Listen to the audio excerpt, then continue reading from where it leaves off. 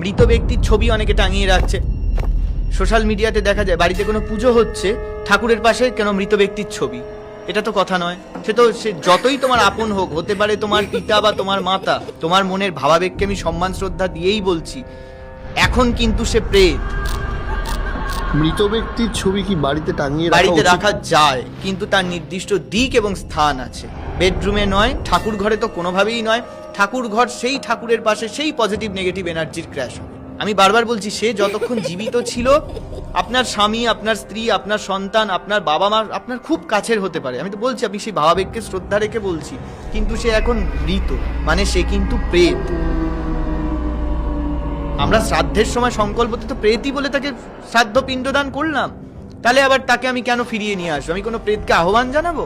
তাতেই তো এই এত বিপত্তি, কালো জাদু, ভূত প্রেত পিশাচের উৎপাত উপদ্রব। সেই অশুভ শক্তিটাকে আমি আমন্ত্রণ জানাচ্ছি অনেককে